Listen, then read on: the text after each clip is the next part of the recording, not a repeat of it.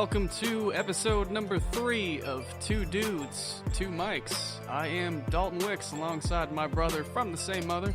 I'm Spencer. What's up, dude? What's up today is we're going to be talking a little music. Sweet. That is my wheelhouse. Got a lot of different things you can dive into with this subject. I know it's a very broad topic, a very broad subject in general, but we're going to be talking about some specific stuff. I think we're going to kind of break things off into, we're going to first kind of talk about the evolution of music, kind of start to go through what music used to be like, how it first kind of originated, and then how it's changed and grown over the years.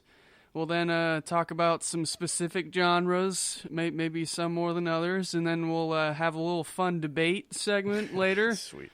That'll be fun, and then we'll wrap things off by kind of talking about some of our favorite music memories and artists and stuff like that. So it'll be a fun little podcast. I'm excited for it, man. Sweet. So let's get on into it. So, music in America. I mean, if you look throughout history, we've seen such great talents over the years. I mean, you've got Frank Sinatra, Aretha Franklin, Hanson, right? So we have... Can't forget Hanson. We have so many just angelic voices who have graced us over the years and just phenomenal talents with several different kinds of instruments. But we should take it all back to the beginning. Yep. And kind of see like where music kind of started to jump off the ground a little bit, and specifically in North America, kind of like our region, and then how it started to boom after that. So we did a little bit of our research just to make sure we got things pretty accurate and factually correct.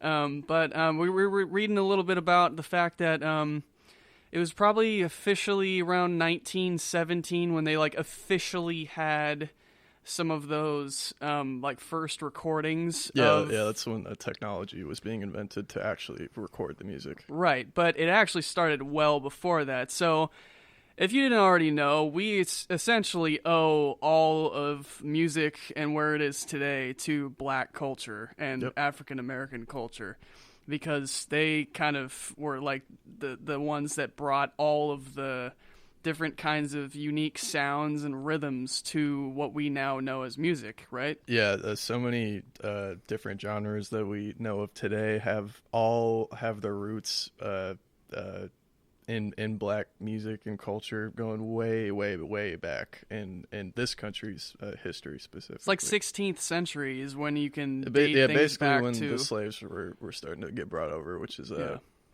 where a lot of that is rooted. And actually, I mean, kind of slightly off topic, but there was a very prominent kind of in the 1700s in this country, which I don't want to leave out. Actually, the military marching band music was actually really popular at the time, because that's kind of the only live kind of, like not concert music, but live music you could see was the military marching bands. And then after that is, the slaves in the 1800s, their hymns and songs in the fields. I mean, it's just such a fucked up history, but that's where the roots of blues and jazz come from, is those slave songs. Music was so important for those people to kind of band together and get through those really shitty, just awful times as well. And it was a sense of community for them. They were able to kind of bond with one another through music. Music was a healing process for them as well. And so I think it was very, very crucial for them to kind of fight their way through, like we've talked about, such barbaric, just fucking awful times. But, it then turned into something just, like, absolutely beautiful, though. Yeah, so they were able to expand on that more and more. To see a silver lining, if there's anything out of that, is we get all this amazing music out of it all this time later. And, once they were given more opportunity to actually expand on instruments and but we owe it all to our black brothers and sisters, their ancestors. We owe it all to them for all the great music we got today. Yeah, and so it was around 1917 that we saw like the likes of Louis Armstrong, Duke Ellington, Charlie Parker, Miles Davis. A lot of these guys started to make your quote unquote official jazz tracks, and those kind of started to really.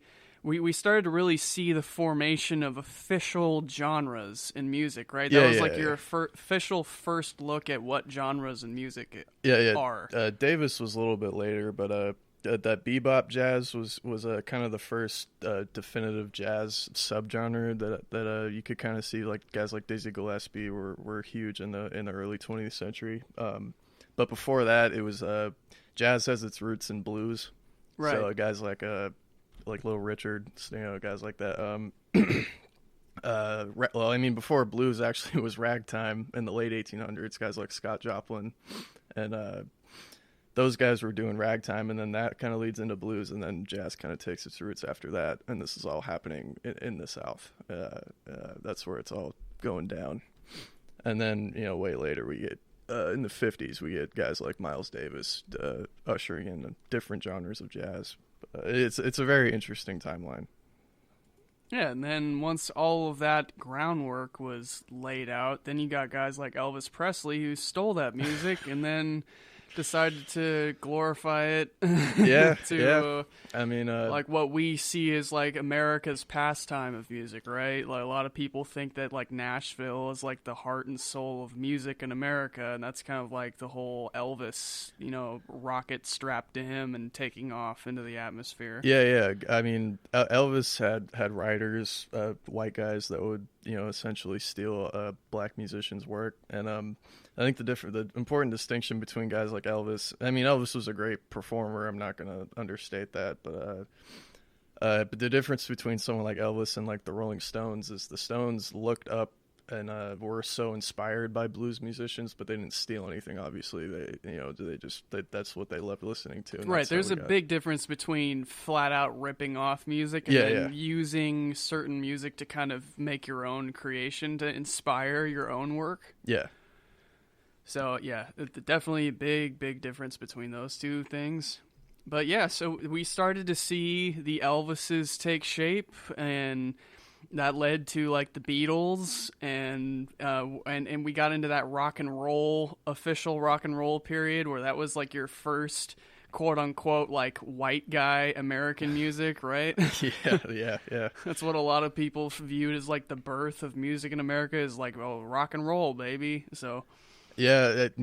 I mean, you look before those British bands like the Beatles and the Stones. Like there wasn't a super popular genre of music in the States, at least that I could really find. Right. It started getting huge once the Beatles and the Stones and Elvis started taking off in the United States. Right, because the Beatles and the Stones were both UK, obviously. Yeah. And so Elvis obviously was North America, but then which band was the first in America? Yeah, that's a good question. I'm not really sure. I mean, the first band that I know it's not right, but the first band that comes to mind is something like Led Zeppelin. But I know that's way down the line because I can't think of any big band before the 70s. Right. A big American band before the 70s. I'm sure there's something in the 60s I'm missing, and I'm gonna beat myself up about that later. But I can't think of anything off the top of my head. Right, I mean, bands I start thinking about, but again, I feel like we can only think of bands that we know are a little bit later. There's like Eagles. Cream, Clapton's band was in the 60s. I mean... we had Eagles in Boston was 60s, I know. 70s. They were 70s? Yeah, at least their good albums were in the 70s. I don't know. I think they had first started in the 60s, though. But yeah, those are the only ones I can really think of. And like I know The Who was a lot later, too, obviously. But yeah, those are kind of like the ones I can think of in terms of like North America. Oh, The Who was UK too, huh? Yeah, I think so. Yeah. So that's pretty much like how we started to kind of form into what we know today as like American. We saw the birth of rock and roll, and then rock and roll itself then kind of split off into a bunch of different genres. Like I would say one of the more prominent ones that came not far after rock and roll in the 80s is a genre that's very near and dear to your heart, metal. Yeah. Well, I don't even know where to start talking about metal. I mean, so to start off, who invented metal in your eyes? Who really got metal on the map? I mean, everyone's gonna go to Black Sabbath. They were in the late '60s, early '70s when they started getting big. There's not really a whole lot of there's not many guys I can think of before that were. I mean, Motorhead was kind of around the same time. But those are the only two I can really think of as far back as the late 60s, early 70s for heavy metal. I guess Zeppelin. I'm not a big Zeppelin fan, but they were around the same time too. But it's kind of debatable whether they're super heavy or just hard rock or whatever. Right. We got Motorhead, Metallica. We didn't even touch on Metallica yet, right? Yeah, they're 80s though. Yeah, but we're just talking about prominent metal and like actually, take shape. One guy I did forget to mention was this guy Screamin' Jay Hawkins. This dude is crazy. So he was kind of famous. He's kind of a one hit wonder. His song "I Put a Spell on You" was put out in '56, and he's kind of known as the original shock rocker, like way before Alice Cooper, Marilyn Manson, and those guys. He's a crazy looking dude. You gotta check out his image. He's quite a looker. So I mean, he was kind of a precursor to metal, if I could think of anyone before Black Sabbath. So I'll go with Screamin' Jay Hawkins as maybe the pioneer, even though he may not have realized it at the time. Okay. Yeah, so I think Iron Maiden had started getting on the map. I mean, it was the new wave of British heavy metal is what inspired those Metallica and Slayer guys. The bands like Iron Maiden were huge inspirations for Black Sabbath, and Iron Maiden were huge inspirations for Metallica and these older American thrash metal bands.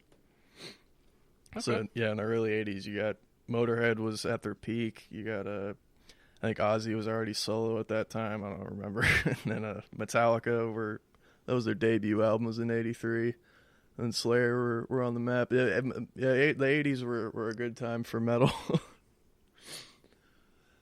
Yeah, and then it kind of started tapering off later into the '80s towards early '90s. The metal scene wasn't looking too good. Yeah, metal was definitely one of the bigger first kind of subgenres of rock and roll that we saw, though, and then from there we would see, I don't know, when abouts did punk music come about? Was that like 90s? Late 80s, 90s? No. Punk actually almost predates metal. You got like the Sex Pistols in the early 70s were huge in the UK. They're the first one I can think of. The Who, I guess you can kind of maybe make a case they were kind of punk, but no, not really. But the Sex Pistols you can't overlook them, and I think their album was '77. Right. Iggy Pop was decent. I don't know. I don't listen to him too much, but yeah. Punk's definitely been around a lot longer than people realize. Misfits were '80s. Well, some of the other genres we got here, so we had like punk rock, we had alternative music, I guess. Yeah, that didn't really start coming around until the 90s. That sounds very 90s. Yeah, and grunge. Grunge, both 90s. for sure. I don't know, it's like screamo music, death metal kind of stuff. Like, yeah. Do we even want to get into that kind of stuff? Death metal's been around a while. There's actually a band called Death that was started in the 80s. I'm not too knowledgeable on them, but yeah, that cold kind of death metal's category has been around a while. But then you get into like the new metal stuff, which is kind of like around 2000 with like Disturbed, bands like that. That's where you can kind of see the difference. There's a very big difference in the sound. Mm-hmm. And then we also had hip hop and rap, which is a very, very large part of today's music identity as well. And that's also in large part thanks to the black community for bringing it, like ushering in, like dude, they usher in all kinds of like beautiful, awesome music all the time. So we had like Grandmaster Flash and Furious 5, Two Live Crew, like those kinds of guys that came in and like ushered in like this new wave, this new form of music, Yeah, right? like Rakim and like Africa Bambaataa, like to go way back in New York. Those were the pioneers and laid the groundwork for sampling and just great lyric writing and rapping over these great beats that they were making. Yeah, and they like you were just hinting at, they found samples of older music, and they're able to fine tune and kind of do remixes. This is the first time we really saw remixes of things, right? Because they were remixing old sounds and old tunes into something different and something new. And so it's in a way it's recycling old music in a way. They're figuring out a way to make it sound different and like a whole new sound, but it's not really a new sound, right? Yeah, because you can from what I understand, you could take a drum track and a bass line from two different records and then throw in some horns from a jazz record on top of it. You could just, it's being creative and making your own thing. You can look at, people look at it as like stealing or whatever, but that's the end product is something completely different than what was sampled originally. Right. And that's why I don't think it matters. It's not, stealing or whatever. It's making their own product in the end. And so from there, then we kind of went to do we kind of want to get to like the EDM scene now too? Is there? I think we've covered most of the other stuff. I don't think we've missed anything so far in terms of just like the other genres. So there's like EDM now, EDM digital music kind of stuff where it's more electronic. And a lot of the beats are made through synthesizers and through mixing beats on a computer, like through some sort of audio editing program, like a Adobe Audition or whatever it is that the producers are using. Yeah, I'm so not up to par with. I don't know anything about it basically, so it's definitely its own sound, it's its own genre, and it's very relatively new. Kind of all started with that like Skrillex, Bass Nectar, those guys coming onto the scene first, and they just introducing this new sound that no one had heard of, and now you have like subgenres of it, like there's house music and all of this other stuff that I'm not super well versed on it either, but apparently there's a lot of different subgenres within the whole EDM scene too. So yeah, that would seem, that there's subgenres of everything. I'm sure, of course that would come up later. The subgenres start popping up. Do we need to talk about country music? Oh yeah, we left out country music too. So. Do we even need to talk about it? We're admittedly not huge on country music ourselves, but for the sake of being objective, country music has been around for quite a while too. I would say that definitely also kind of was a branch of rock and roll music because it's definitely considered like a very soft rock, right? Yeah, but then again, you got guys like Johnny Cash, that they're not. I mean, at least the way we know it today, it's very soft rock. Yeah. It's the stadium country, Yeah. Like guys like Keith Urban and Garth Brooks and Toby Keith. Yeah. First name. Yeah, those kind of guys. But I do kind of I greatly respect the old, like Hank Williams, Johnny Cash, Willie Nelson. Yeah, Willie. Those guys were brilliant songwriters and excellent musicians. I won't go out of my way to listen to it, but if like a Johnny Cash song comes on, I'm not going to skip it or something. I will absolutely skip a Keith Urban song that comes on though, because that ain't for me, man. That ain't for me. I definitely had to listen to my fair share growing up when we were in those car rides with Mom. I'm sorry. Some of those lyrics, man, they just get ingrained in your head, and you know them by heart, and you don't even want them there. Bo Burnham really nailed it with his bit on the Stadium Country. I won't give it away, but check out Bo Burnham talking about country music. Yeah, that's kind of where I stand. So country music then, I think that Cash was probably one of the pioneers with country, right? And that came around like what, 70s? 60s, 50s, 60s. Oh, 60s, yeah. 50s. It's actually kind of crazy is before Elvis got big, he signed to Johnny Cash and Elvis were both at one time on the same record label, but neither of them were big at the time, and I just thought that was kind of funny. And I think Johnny Cash someone was trying to like coax him into doing like gospel records or something. This was way before his like bad boy persona. I just thought that was a funny little thing that I read a while ago. They were both on the same label. I don't know if there's anything else that we missed that was too big. Yeah, so one thing I just wanted to hit on too, with like some of the recent statistics in terms of like where music's at today. Like obviously we've seen empires grow with like Spotify is probably the king of the music distribution empire, if you want to say. Like, because they're just buying up stuff left and right, and a lot of people like using their service, and we've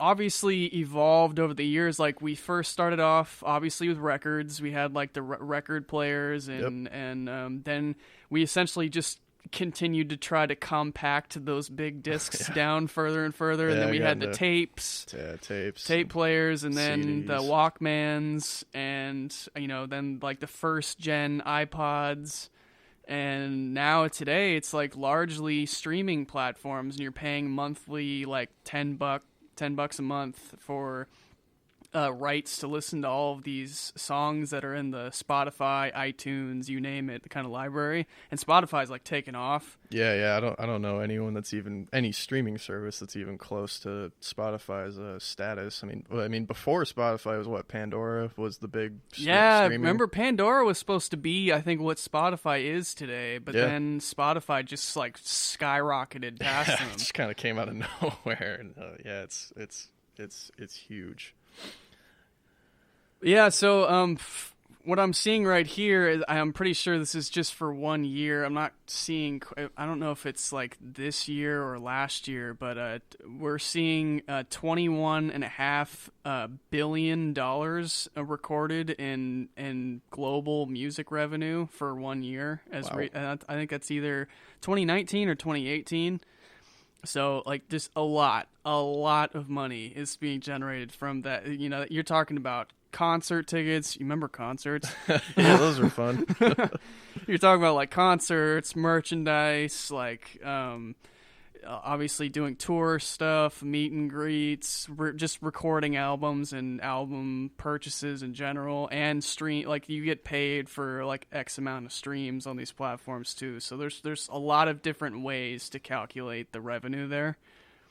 Yeah, I will say I'm 20 years old, but I do like the physical music, the records and the CDs.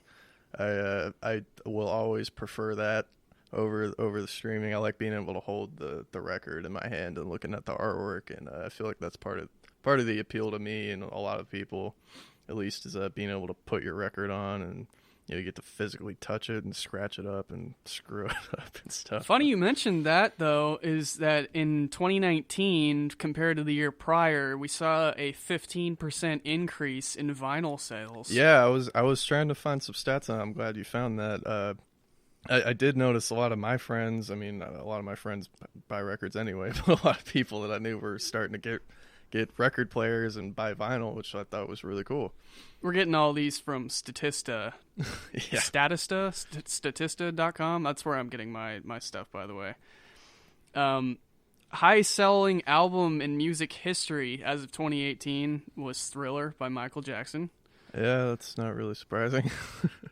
Most streamed song and top-selling digital song in U.S., Lil Nas X, the Old Town Road remix. Yeah, already, man. Yeah, that was 2019. Yeah, and then in I'm assuming this is all 2019 stuff. The music industry just in the U.S. generated like a little bit under $20 billion. Not bad. But how much of that money went to SoundCloud rappers? I know, right?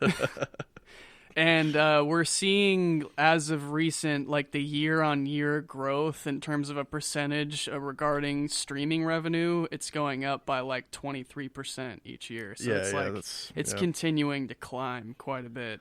Yep. So Spotify, there you go. That's like your future right now. By the way, I just dropped a new song on Spotify. Yeah, the shameless little plug there. Go check out Swix. Yeah. Doing all this talking about streaming and why I prefer physical music. By the way, go check out my stuff on Spotify. Yeah, and so I know what you're thinking. We've left out something very, very obvious in the music genre spectrum, right? Why aren't we talking about Celine Dion? Is that what you're talking about? Speaking of Celine Dion, though, pop music. We have not talked about pop music, right?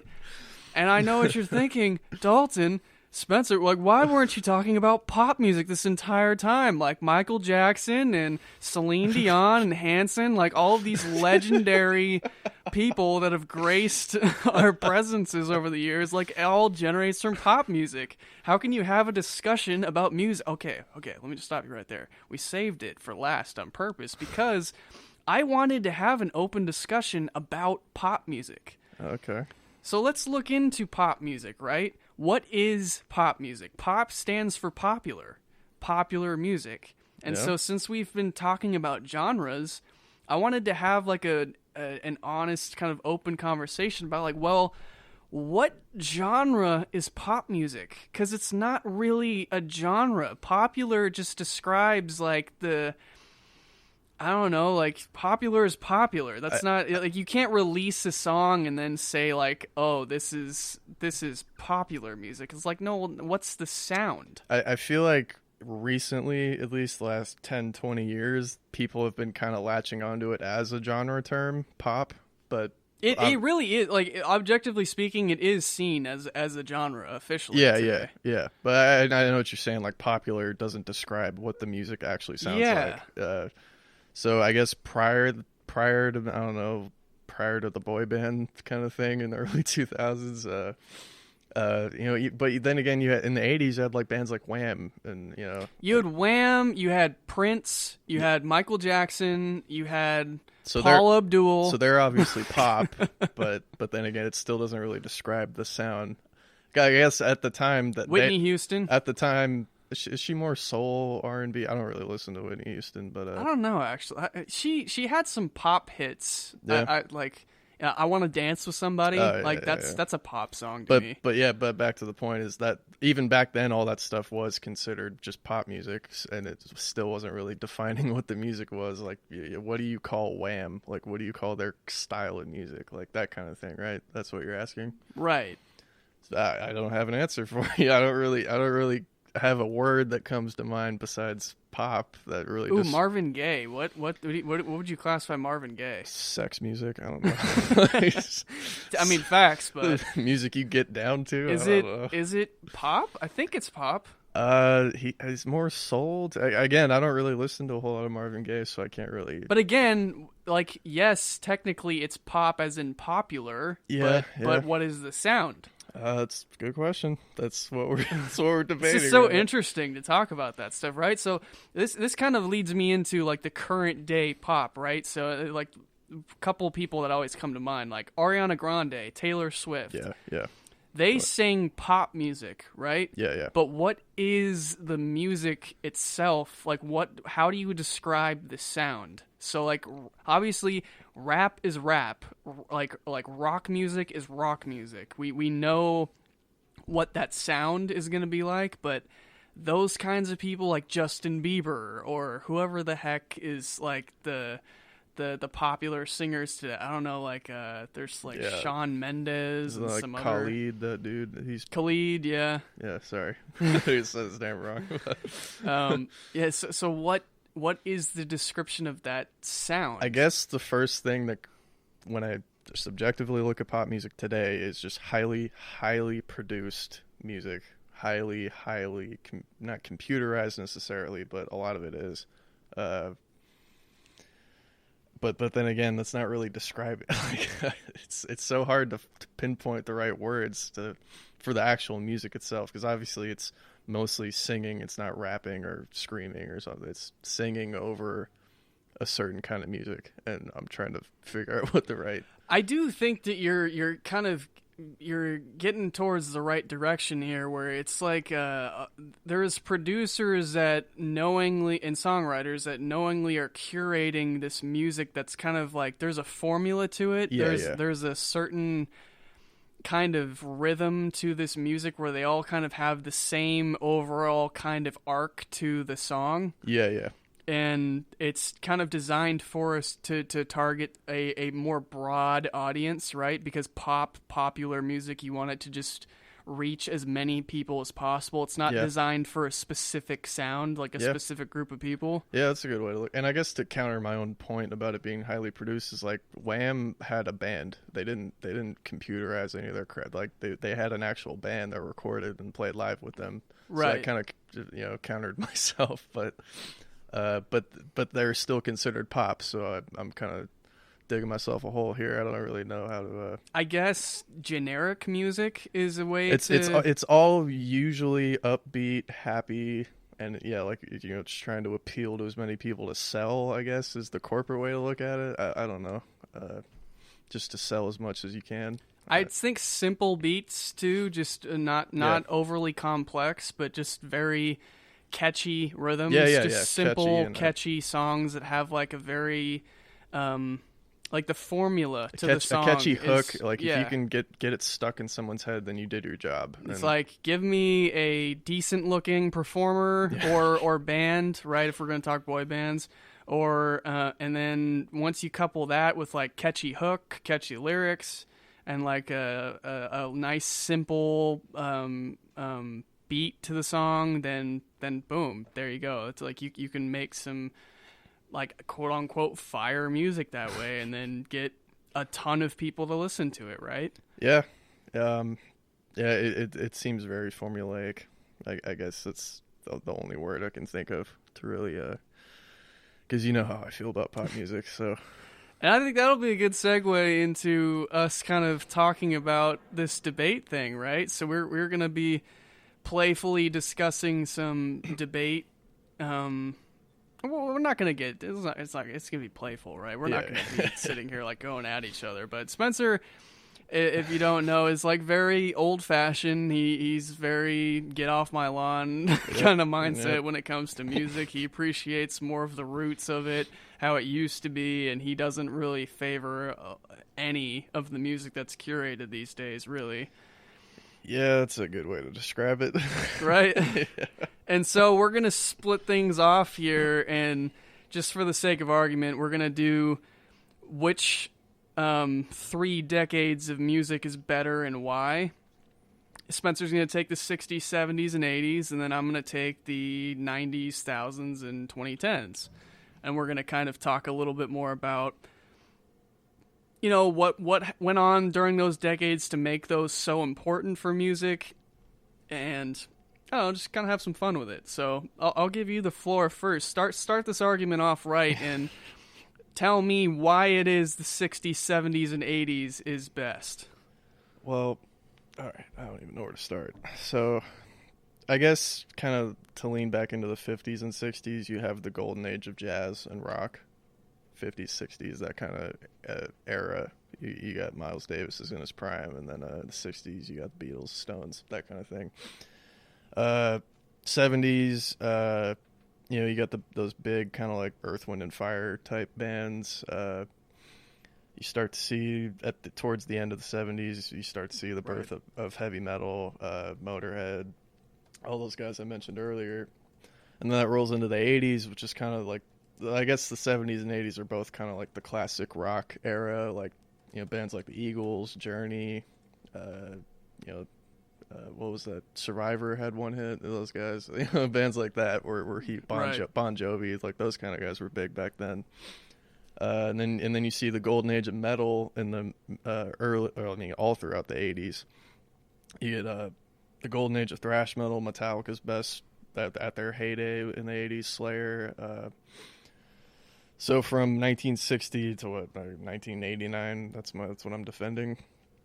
I feel like just music that was made back then, there was a lot. I mean, obviously there's going to be plenty of people that were slack jobs and were just in it for the money. But there were plenty of original, talented, thought-provoked people that were trying to do something with their music, and like guys like Bob Dylan that were very political and used his music to be political. There's a lot more kind of just genuine people making music like that, and I feel like it made the music that much better that there were people making music that way back then. And I feel like that whole era reflects the whole era that I'm defending. Okay, like that was well put. If I were to now take the wheel and then argue for the 90s, thousands, and 2010s, I mean, I think I can just kind of start and end the argument with, did your time period produce Celine Dion, Nickelback, and Ice JJ Fish? I didn't think so. So, I mean, I can just drop the mic right there. Were you defending me, or were you defending yourself? Chad Kroeger, Celine Dion, and the internet sensation known as Ice JJ Fish. Those are three of the pioneers of the current meta of music. Oh, Jesus Christ. Which actually, it's going to lead me into a little mini rant here about, not rant, but... The floor is yours, bud. Go ahead. Rant's the wrong word, but... So, in the case of Nickelback, I'm going to take a very unpopular defense position here in the fact that Nickelback... I'm going to title this little segment, "Here is Why You Don't Actually Hate Nickelback." I'm listening. And I'm talking to all of you listeners out there, too. Have you ever stopped to ask yourself why it is Nickelback is so universally hated?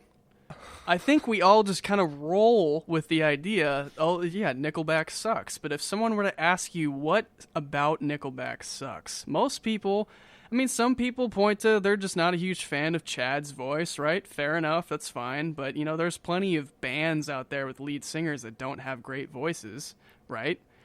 So I think in terms of their musical style and sound, though, like when they first came onto the scene, they made a name for themselves. Like, people knew who they were because, This Is How You Remind Me, Photograph, like Saving Me, and all these other songs. They actually shot up onto the billboards. So people knew who this band from Canada was. And obviously a lot of people were listening to them, right?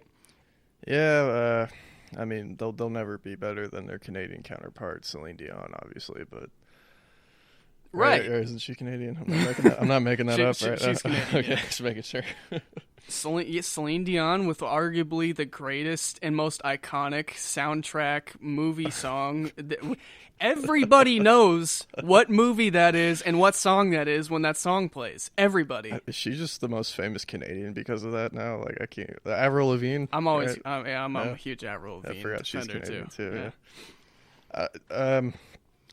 But yeah, so if we're gonna get serious, though, we're gonna get a little more serious about like the defense of the 90s, thousands, and 2010s, right? So I really do look into the evolution of hip hop as like a big reason why I think that music got better over time, right? Because in the 90s we started to see obviously a lot more of like the Nas's, the Jay-Z's, the like Pac and Biggie were like early 90s still. You were getting some of their hits as well. Kanye was a little bit later, but we don't really like talking about Kanye so much anymore. But right, like we had like Mobb Deep. We had like a lot of these very, very influential and talented hip hop artists that really changed the game. Like Eminem comes around. Beastie Boys was more 80s, so I think that's that you get more of the Beastie Boys they were era. pretty big in the 90s too.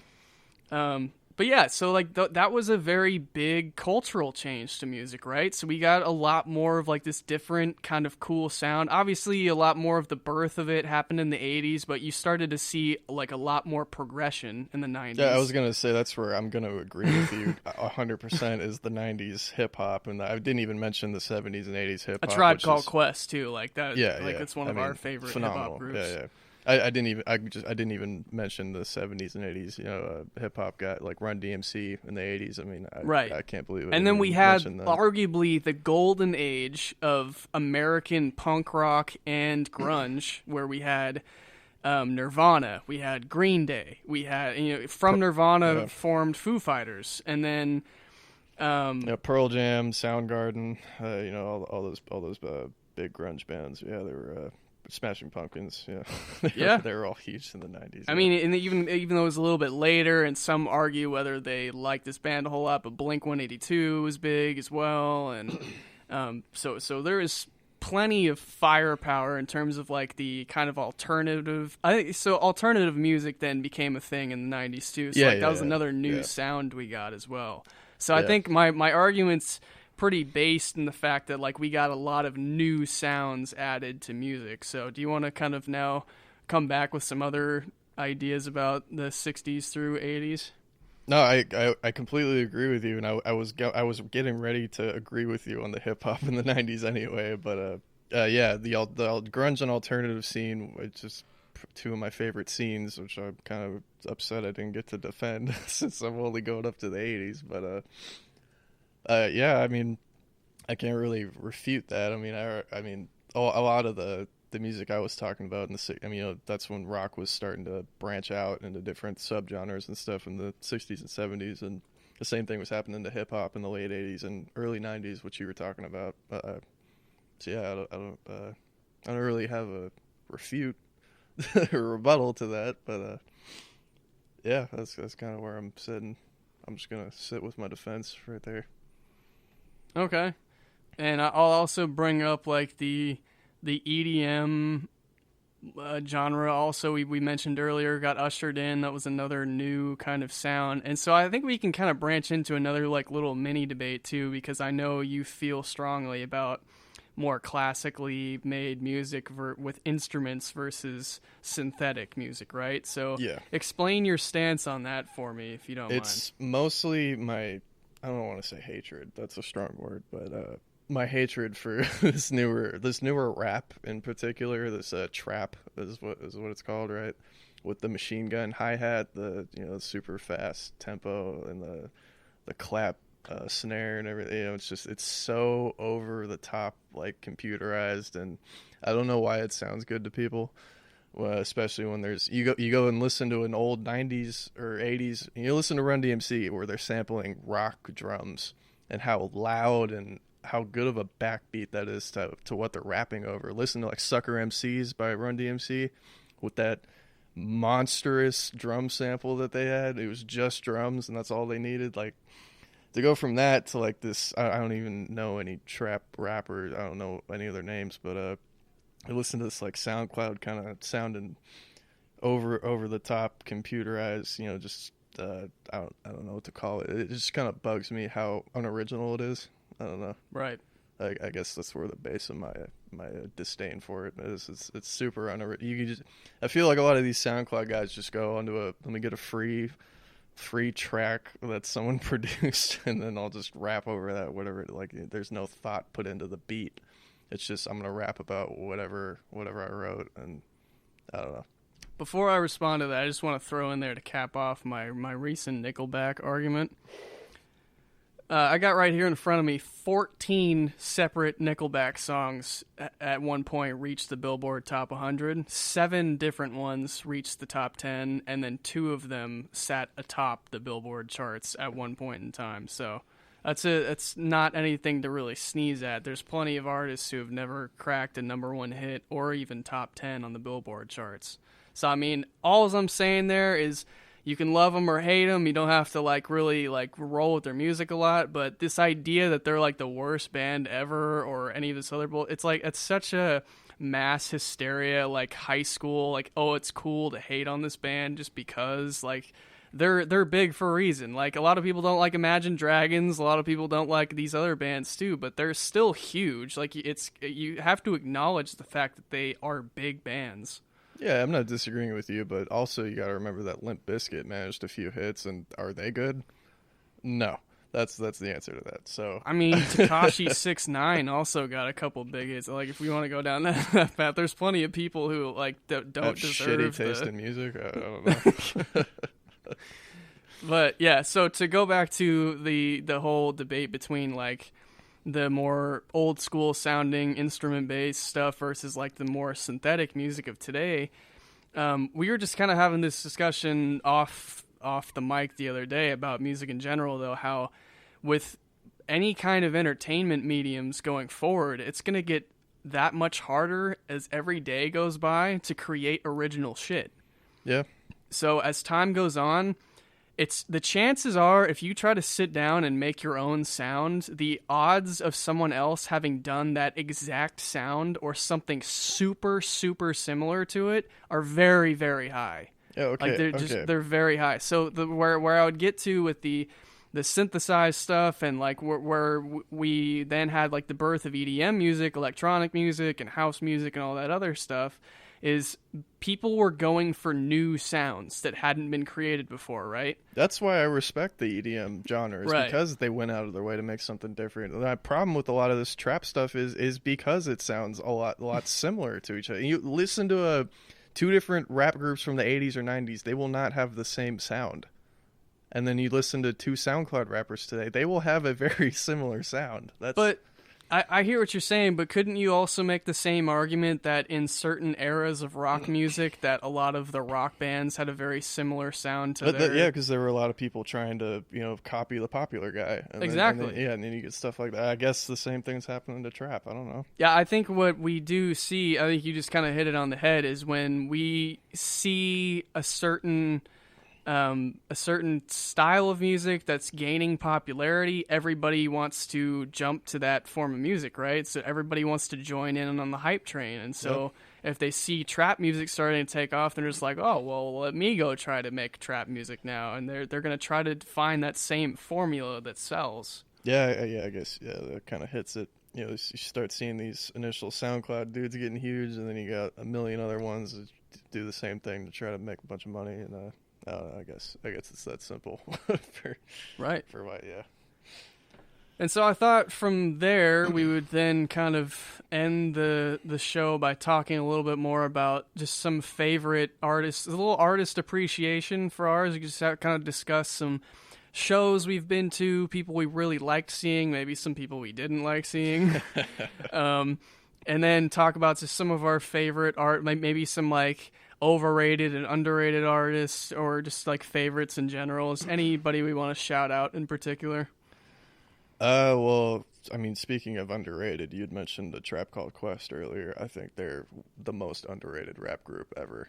Yeah, they're phenomenal. If you haven't ever listened to a Tribe Called Quest, they got just a very mellow version of hip hop. It's like a really cool. I don't even know how to describe they're almost it. Like it's super cool music to listen to. They're almost like the Miles Davis of rap, like the cool jazz, like cool it's rap. It's very kinda smooth. Yeah, it's just very flows super. And Fife Dog and Q-Tip, man, like they just have such clean delivery. Especially Fife is one of my favorite lyricists of all time. Like I've said that on numerous occasions. Tip was a fantastic producer. He produced most of their stuff. I mean, it's phenomenal. Any other underrated artists that come I'm just gonna get mine out of the way already. So I'm a bit of a fan of a lady named Tori Kelly. And she has a phenomenal voice, and I've seen her live, and she's one of those few artists that knocks it out of the park live. She sounds better than in studio. She's super talented, one of the most down-to-earth people. She's a great follow on any kind of social media.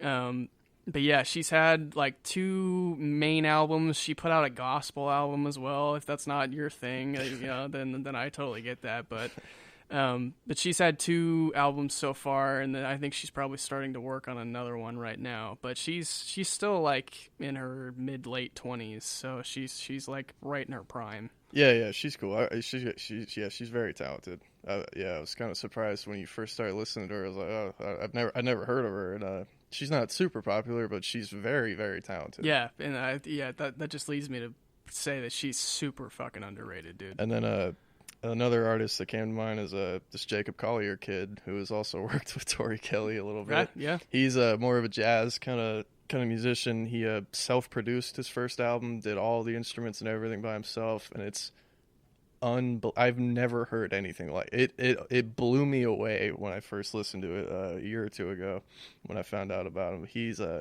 He's super criminally underrated, and I had tickets to go see him last month. And, that didn't happen. R.I.P. live events, man. So, what is your favorite live show been that you've been to? That's such a tough one, man, because like I said, I've seen Tori live a couple times. Nice. My other underrated artists from a little while ago, this is kind of tying into like so Tori actually auditioned for American Idol at one point, and Simon basically told her to like fuck off. So that was great. But tying into that whole American Idol like not winning theme, Chris Daughtry was another guy who he actually made it all the way to like the final few people, but then he didn't end up winning, and he lost out to some other people that were like nowhere near as talented as him too. I dig him. Yeah, he's just got a really cool, awesome sound, a unique voice. Yeah, like he's got some more hard rock songs. He's got some more soft. He's even like dabbled into doing some country stuff if that's your thing too. So he's very versatile with his sound too. But he's got some really cool stuff. I've seen him live. I saw Tori live. We did get a chance to see Linkin Park live, which was so fucking phenomenal. That's up there at the top. That was pretty awesome. So favorite live, I mean, it's hard for me to say anybody other than Tori. Khalid, I did get a chance to see Khalid live. That's a very talented young man right there, and I can say young man because he's like a couple of years younger than me, and he's one of those guys where you have to take a step back and be like, what am I doing with my life? Dude, you've completely forgot the absolute top of the list, Future Islands. Okay, that could segue us into some of the worst bands we've ever seen. Yeah, we that was at that Linkin Park show. So we used to frequent that Not So Silent Night song, or not song, but concert that's thrown on by what was formerly known as Live 105, but now is Alt 105. That was at Oracle Arena, right, Oakland. And so we went to a few of those shows. The first one we went to was the best one because although except Future Islands, Future Islands is one of the first. And the worst bands we've ever seen live. But it was so bad. I can't even put into words how bad that performance was. But like the lead singer was he was interesting. It was pretty rough. But the rest of the show was really good. I remember that exact lineup too because it was Future Islands, and then we had Young the Giant, who's a very kind of like it was before they started. They're an under the radar kind of band. They had My Body, ended up being like their breakout hit. Then it was Shut Up and Dance, right? Walk the Moon. Yeah, that's what they're called, Walk the Moon. So they came out and did that hit song and all of their set. That was like before they blew up, too. So we got to see them right before they kind of like skyrocketed into mainstream status. Yeah, that was cool. And then, so those were like your first three bands. And then we had like three headliners. Yeah, Rise Against was like the pre-headliner, right? Was awesome and that was lit. Like it was very, very fun to watch that because Rise Against is like a heavier.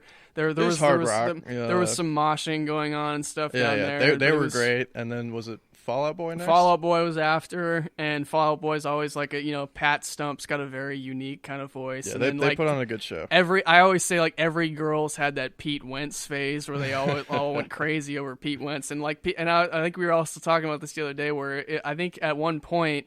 I don't know of many other bands that had like a bassist become like the most recognizable name of the band. Yeah, I can't think of anybody. Because Pete was like, he was the eye candy, like all the girls were in love with him, and like he was the bad boy kind of guy. And then like I don't think as many people knew about Pat Stump, the lead singer. Poor Pat. Yeah, and then after that it was Linkin Park to finish off a fantastic show. R.I.P. Chester, man. I miss that guy every day. I mean, just the show itself blew us away. I mean, we were sitting back pretty far, but it was I think that was the first show I'd ever, like, first concert I'd ever been to like, on top of it. I think that's why it's so much more memorable for me. Yeah, but yeah, it's Chester and Mike. Just they ushered in arguably their own genre of music when they first they really perfected that rap meets rock. Yeah. Style. I mean, those first 2 albums were pretty metal. Those were pretty heavy, but those were some special albums, man. Yeah, Hybrid Theory and Meteora, and then I was gonna say Minutes to Midnight is also one of my favorites that they did too. Yeah, that one's great. I guess also in Oracle we saw Green Day there too. That was great. And Green Day was great. I also saw them in the stadium right across the parking lot in the what is it, O.Co now? What is it even called now? Where the A's play? Does it even Oakland Coliseum? I don't know, something like isn't that. it Ricky Henderson Field? Whatever. I saw them in Oracle and Ricky Henderson Field. Those were 2 amazing shows too. I've seen Sum 41 actually put on a great show. Speaking of underrated, I think they're a little underrated. They put out some good stuff. We've seen Bastille twice, or 3 times, Two or three times. Yeah, because they were a regular at Not So Silent Night. We went to a few other Not So Silent Night shows, and they were just at all of them.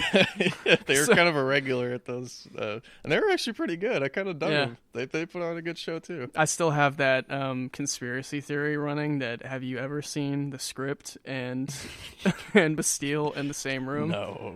You have not. That's what I'm saying.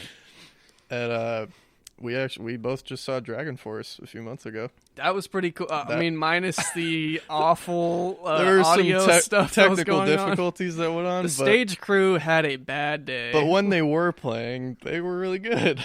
So yeah, the sound crew was. I hope someone got fired that night. Yeah, I didn't know if I was dragging him necessarily, but we had a pretty good time. No, it was great. Yeah, we saw some very interesting openers too. Like we saw some Unleash the Archers they were pretty good. Like I can't remember the first band. The first band, they were dressed in these straight out of Middle Earth or something. Yeah, they looked like elves and hobbits straight up. They were interesting, but Dragon Force was cool. That was the last show we'd both been to, and I was planning on seeing Collier last month, but that's obviously not happening. So that was kind of all the. I guess Slipknot was probably my favorite show. I didn't even think about that. I've seen Marilyn Manson a few times. Those are always good. Always good shows, even when he's drunk or something. He's usually stoned when he's playing, but Slipknot was great. I was looking forward to that for a very long time, and I finally got tickets on their last tour and saw them 2 years ago now or something. Yeah. Let's talk about some of our more overrated artists. Huh? Who's overrated? Yeah. Well, I mean, I'm sure we have a lot of hot takes here. I mean, Nickelback. Are they overrated now, though? Like, honestly? Personally. Because of how much hate they get? Or would you say they're overrated? I just don't like them. That's fine, but I'm just saying, is it, like, can you even at this point, because of the amount of people that say fuck Nickelback, I don't think you can say they're overrated anymore. Well, but with the amount of success that you've pointed out they've had, then I guess you can call them overrated because they've had success, and, there will be haters, and apparently there's a lot of haters, and I think they're overrated, me included. But who else is overrated? Celine Dion. Justin Bieber. Does that even need to be said for me? I mean, I don't know. There's probably a lot of people out there that I'm offending with some of these things, but I've never thought that he's that talented. I've been the same. Sure, he's like got that pretty boy look to him, but I don't think he's vocally that gifted. He's just not. Yeah. Trying to think who else sticks out as overrated. I don't know. I try to stay away from people I don't like that I think are overrated. I can't tell you. Well, no, you can still have opinions on like people who have gained popularity, and I think you would then attest to like 90% of the people making music right now are overrated. That's my hot take. I don't know. Damn, shots fired. Fuck, I'm overrated when I'm making music. I don't know. I think the one we kind of had a little bit of a hot take on. Well, Beyonce. That's gonna. Anger people. I think some people are tuning out right now after you said that. And I hesitate to say this too because I'm gonna say Beyonce is very talented. Don't get me wrong. She is very talented. She's got a good voice, and she's like, I'm not at all trying to say she's trash or anything. She's very good. But I think the fact that she blew up into this like fucking goddess, like otherworld phenomenon, like kind of. I don't think she's that great. You know, the Destiny's Child thing was cool. I dig Destiny's Child, and that kind of. Fuck, dude, even Jennifer Hudson has a better voice than Beyonce. That's at least debatable. Yeah. It's debatable. Speaking of overrated, my other hot take is Rihanna. Dude, she's overrated. See, and the thing with Rihanna too is like I used to like her. I used to like her early stuff. Again, it's like the old shit is cool, and then it just turns into like it's kind of like the formulaic pop thing where everything kind of starts. I'm gonna share with you, good listeners, my take on that whole concept too. So it's the exact same thing as drug use. Stay with me here. So. It's literally the chasing the dragon effect. When you first listen, and this isn't the case all the time, but a lot of the time, most people, when they talk about artists, their main thing, their like catchphrase is like, oh, I like their old stuff and not their new stuff, right? It's because when you first listen to an artist, like when you first try some kind of recreational or hardcore drug, you have this unique experience and phenomenon that you're never going to get again. Yeah. And then each time you try out that experience later on, so the more you listen to that artist or the more you listen to or the more you consume said drug, you're going to be chasing that dragon that you're never going to catch. So you're going to forever be like, oh man, well, like this is cool, but I miss the way it used to sound. And I don't think you're really taking into consideration the fact that each artist goes through an evolution of music themselves. Like Linkin Park's a great example of that too, right? They had their original sound with their first 2 hit albums, but then they started changing, and then people didn't like it, and all that other stuff. Yeah, I'm glad you pointed that out. I'm kind of just being a hypocrite, but I'm glad you pointed that out. It's a good point. I always find myself defending Green Day and their later music. It's a little different, and not a lot of people like it. And I'm glad you pointed that out. I'm just being a huge hypocrite. So thank you for that.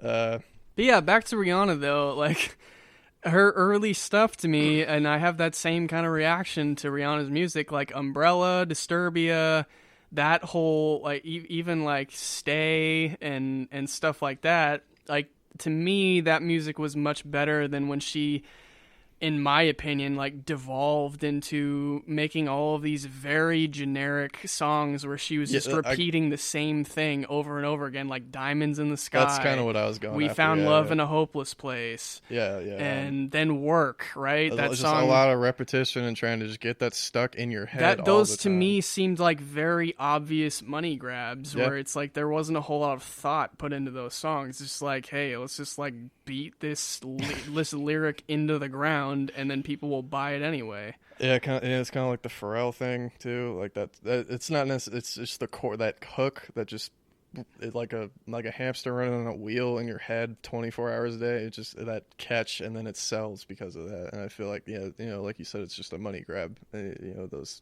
catchy choruses saying the same damn thing over and over again until it sticks into people's heads.